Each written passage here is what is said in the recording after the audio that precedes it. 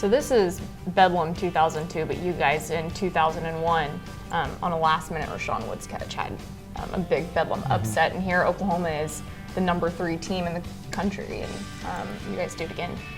Yeah, we had a game year before this, 28-point underdog that we'd won down there, and there was a lot of talk about them really being excited to play us and had waited 365 days to get to this point.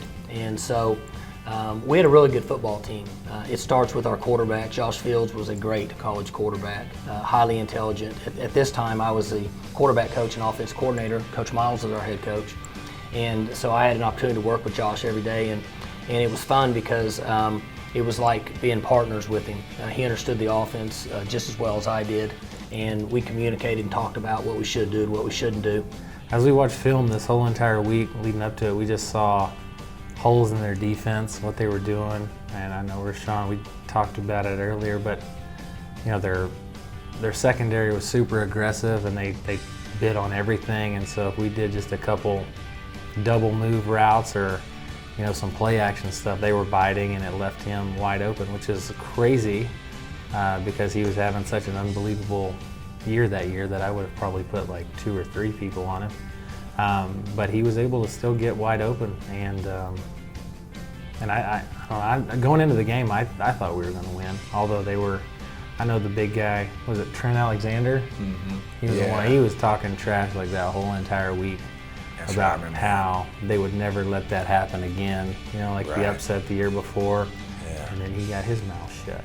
We had a huge day, 500 and so many yards, and they still had 400 yards. But we got out to a big lead. Everything went our way. Josh was throwing the ball really well. Rashawn Woods had 12 catches for 220-something yards. Tatum Bell rushed for over 100 yards. Seymour Shaw rushed for 50 yards. We were really good this year. I thought we could have beat anybody in the country at that point. We just kind of started off slow, but once we got going, we were tough. And I thought we were even better than the year after. We were better this year. And up front, things were going right. Then throwing the ball wise, I thought that Josh, when he came in and did the things he did down at the end of 2001, and really just took it a step further. I was definitely one of those guys that was a skeptic at the end of the year, but that went away quick. We knew we had a big time guy at the quarterback position, and I was excited. All the receivers were excited, and then of course, not all of them, because I ended up throwing to Rashawn every single pass. But he was excited. And so I think this is the one to Rashawn where he double moved him on the outside. And the guy that he double moved there was playing in the NFL. So he was going against really, really good players. This game came down to our ability to rush the football, Josh Fields' ability to see the pressure coming right here. Mm-hmm. And he had made the check to where he knew what the coverage that he was going to get. He throws the ball off his back foot there. It's well coached. But look at the ball right on the money, and Woods runs under it. We understood it. Coach Miles did a great job of instilling in the players that we could win and win in a big way. The whole week, we were watching film and stuff. Coach, we actually sat in the film room and came up with that play and made it up for their defense because we knew that it would be a touchdown. And this one, because they were always trying to come up and hit the running back. Yeah, and see the safety. We're throwing over the top. It's a middle safety.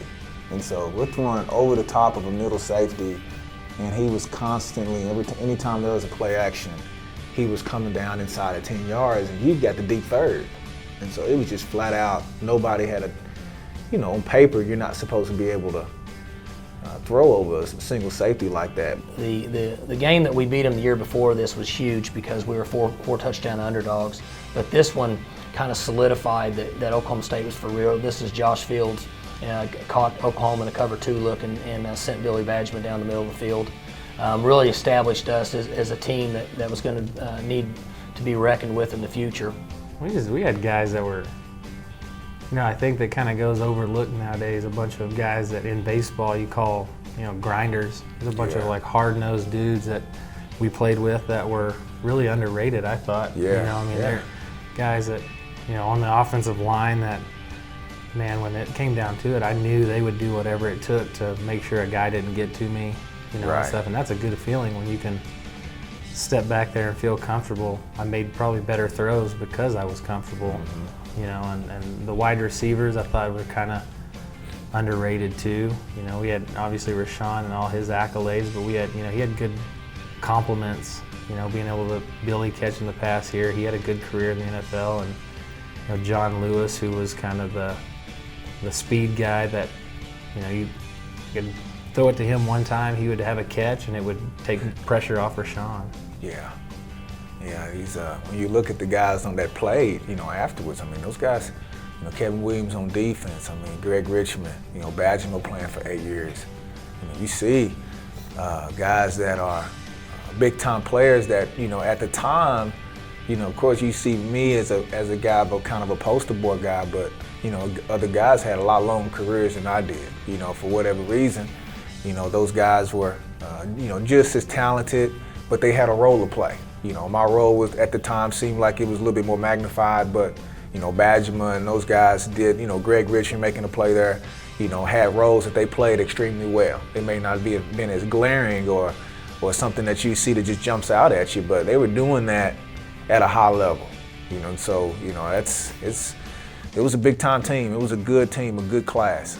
Probably the best win that we had over a really, really quality team in a long time since Oklahoma State played out at Washington. Back in the 80s, they beat a really good Washington team on the road and beat them handedly.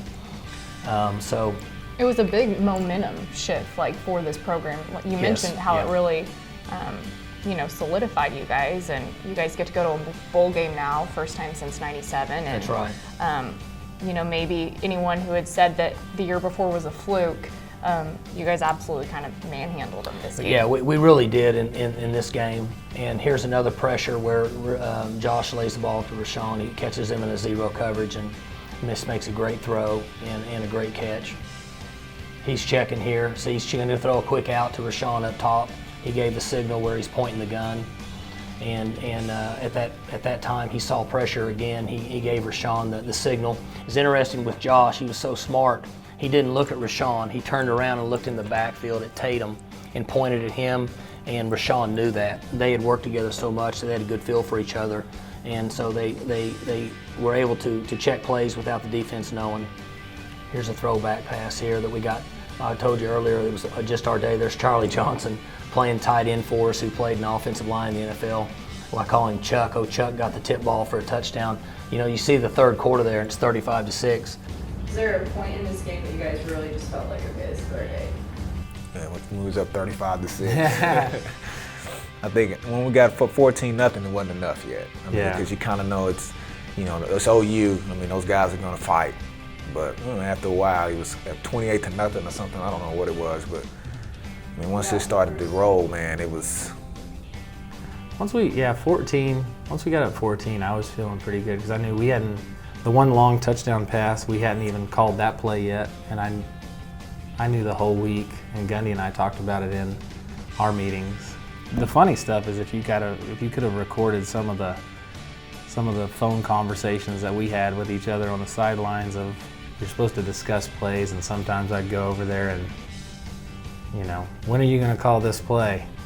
He's like, it's coming. And it was the long play to Rashawn that we worked for. And after that, I walked to the sidelines and said, I knew it was going to be a touchdown, and that was our phone conversation. So. Yeah, they timed it up good. I mean, when I watched the game, it seemed like every time that we called a big play to go down the field, they were bringing pressure. You know, they were bringing pressure, coming after us. And, you know, from coaching, I mean, those tendencies, you know, they put the work in. The coaches definitely put the work in this week like they do every week, but more so they were right on target with when to make the call. You know, it was second down, I think, on a couple of times, on those big passes, which, you know, I didn't see the stat sheet, but you know, if probably on second and medium or second and long, they're probably bringing pressure. And if they're doing it around 80% of the time, then you're like, well, that's when you want to call a play like that. And they max protect up on play action, and Fields made the throw, and you know, and shoot, I guess it's history. And anyway, it's a great day for us, and Oklahoma State football took a big step on that day.